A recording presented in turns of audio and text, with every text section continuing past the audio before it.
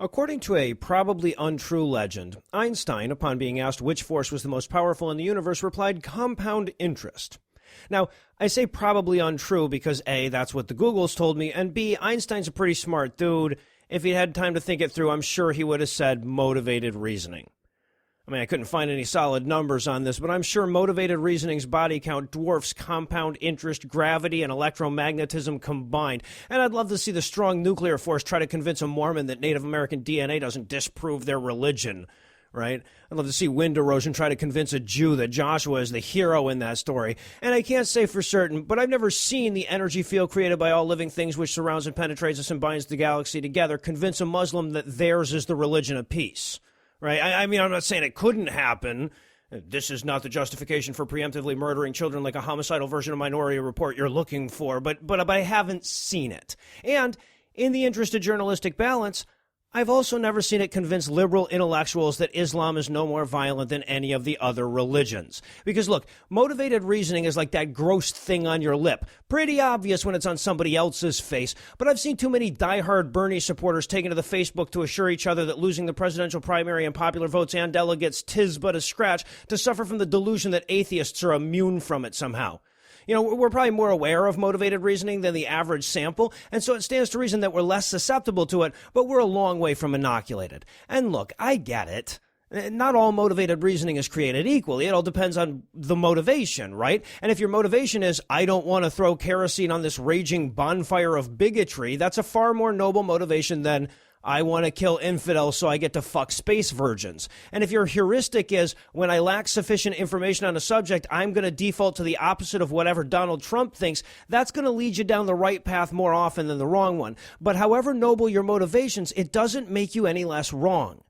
Because motivated reasoning is working on both sides of this issue, and I'm no more immune to it than anybody else. I mean, full disclosure and all, the more fucked up religion is, the more job security I have. But there are objective facts that we can turn to. So let me propose a quick test.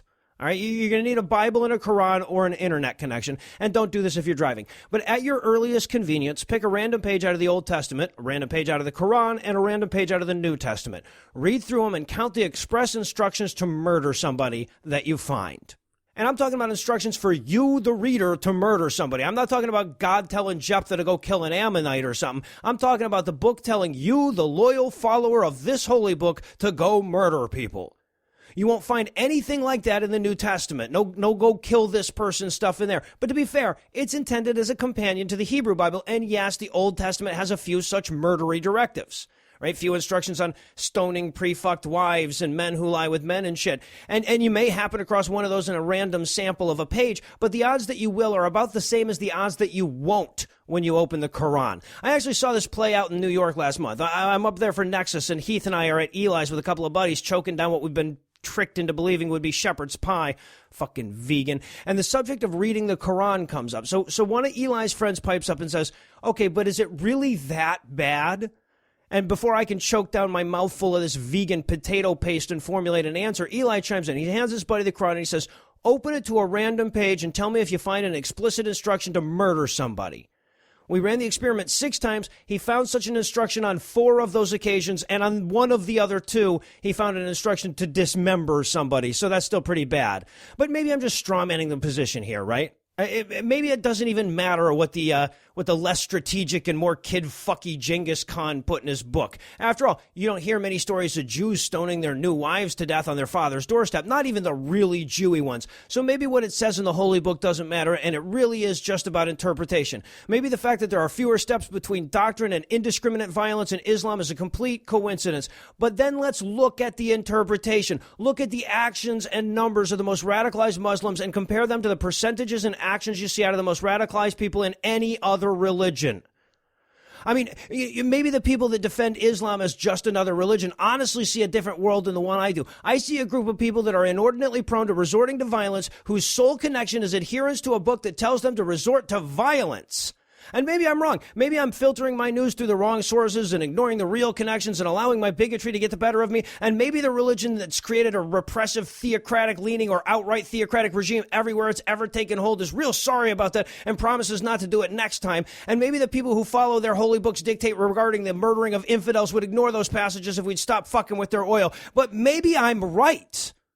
Maybe I'm right and an awful lot of us aren't willing to be impolite to the people trying to kill us. I mean, look at the apostasy laws. Look at the atheism laws. Tell me what those countries that make our existence illegal have in common.